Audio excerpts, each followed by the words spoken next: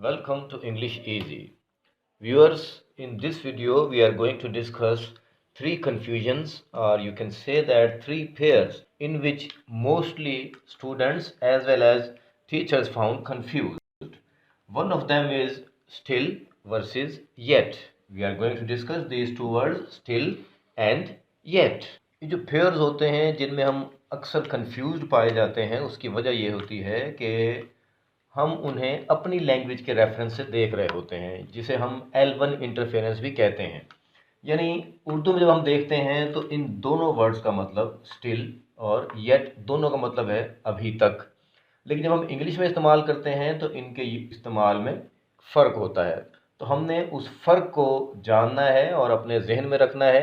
Still is used when something some action has started in the past and it is continued at present also. कोई काम जो past में शुरू हुआ था लेकिन अभी तक वो जारी है, यानी अब भी वो कंटिन्यू है, वहाँ पे हम स्टिल यूज़ करेंगे। Whereas yet is used when something is expected to be happened. अभी हुई नहीं है लेकिन उसके वकू पजीर होने के इम्कानात मौजूद हैं, यानी अनकरीब वो चीज़ होने वाली है। तो आइए हम एग्जाम्पल्स की मदद से इन दोनों वर्ड्स के इस्तेमाल को समझने की कोशिश करते हैं। एग्जाम्पल 1 में देखिए, Norma was still sitting on the sofa.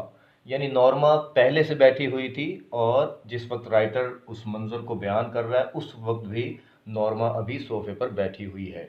Norma was still sitting on the sofa, माजी में काम स्टार्ट हुआ था, अब भी जारी है, इसलिए यहाँ पे इस्तेमाल किया स्टिल।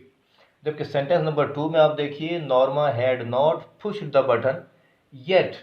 अभी तक उसने बटन नहीं दबाया है। एक्सपेक्टेड है कि वो अनकरीब बटन दबा देगी, लेकिन अभी तक वो काम अमल में नहीं आया, वो काम नहीं हुआ, इसलिए हमने यहाँ पे इसके लिए येट इस्तेमाल किया। एग्जाम्पल नंबर 3 में देखिए, I am still writing a story. I have started to write a story in the past. माजी में शुरू किया था स्टोरी राइट करने का काम, कहानी लिखने का काम, और वो अभी तक जारी है, ख़त्म नहीं हुआ, इसलिए स्टिल आया।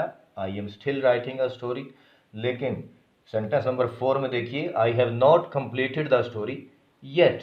अभी तक मैंने कहानी कंप्लीट नहीं की है, लेकिन अनकरीब वो कंप्लीट हो जाएगी। तो ये फ़र्क है व्यूअर्स, स्टिल एंड येट में। आइए अब हम चलते हैं दूसरे कंफ्यूजिंग पेयर की तरफ, लेस्ट वर्सेस सो दैट। हम देखेंगे कि इन दोनों के इस्तेमाल में क्या फ़र्क होता है, क्योंकि दोनों के बाद शुड आ रहा होता है। तो व्यूअर्स, लेस्ट और सो दैट, इनके इस्तेमाल में ये फ़र्क होता है कि इन दोनों के साथ शुड आ रहा होता है, लेकिन हमने ये ख्याल रखना होता है कि जब लेस्ट आ जाएगा तो लेस्ट के अंदर ही निगेशन मौजूद होती है। ऐसा ना हो कि लेस्ट, तो इसमें हम शुड के बाद नॉट नहीं लगाते। Work hard लेस्ट you should fail. जबकि उर्दू में जो हम इसका मीनिंग करेंगे तो वो यही होगा कि मेहनत करो ताकि तुम नाकाम ना हो जाओ। तो वो जो ना है वो इस लेस्ट के अंदर ऑलरेडी मौजूद है, इसलिए हम शुड के बाद नॉट नहीं लगाते। लेकिन जब हम सो दैट इस्तेमाल करते हैं तो इस सो दैट में निगेशन मौजूद नहीं है, इसलिए हमें शुड के साथ नॉट लगाना होता है। तो ये आप ख्याल रखिए, सेंटेंस करेक्शन में भी ये चीज़ें पूछी जाती हैं कि लेस्ट के साथ सिर्फ शुड आएगा, नॉट नहीं आएगा, जबकि सो दैट के साथ शुड नॉट आएगा। इसी तरह देखिए sentence number 3, hold the child lest he should fall. अब यहाँ पे भी ये लेस्ट है और शुड के साथ नॉट की ज़रूरत नहीं है, जबकि ये फर्स्ट ईयर की बुक में चैप्टर है ओवरकोट, उससे ये सेंटेंस मैंने लिया। Someone had placed his hat on his chest so that, ये देखिए, so that it should not be lost. Should के साथ नॉट आएगा।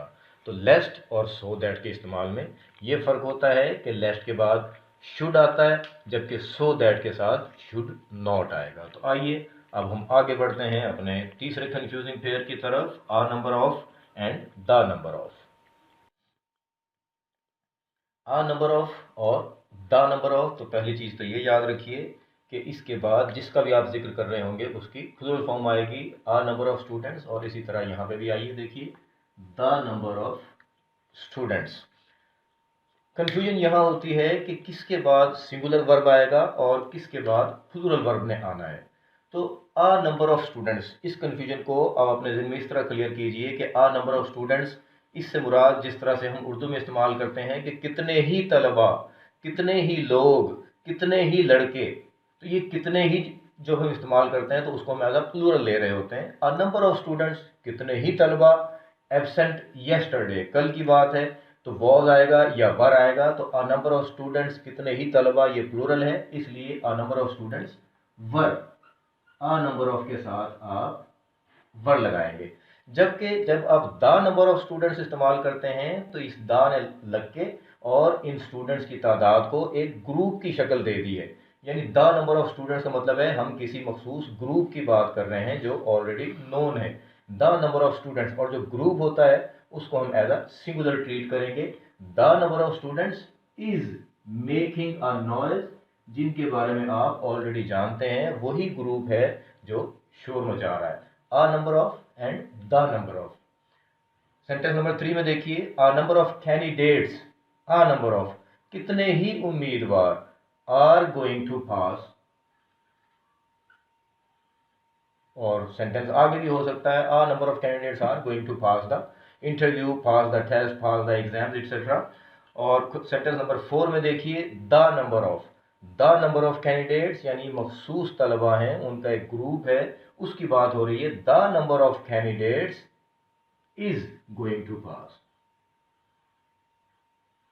तो इसमें a number of as a plural लेंगे हम तो वर्ब प्लूरल आएगा, और द नंबर ऑफ इसको हम एज अ सिंगुलर लेंगे तो वर्ब भी सिंगुलर ही आएगा। A number of candidates are, the number of candidates is. Viewers, उम्मीद है कि वीडियो आपको पसंद आई होगी और 3 कन्फ्यूजन आपकी क्लियर हो गई होंगी, दूर हो गई होंगी।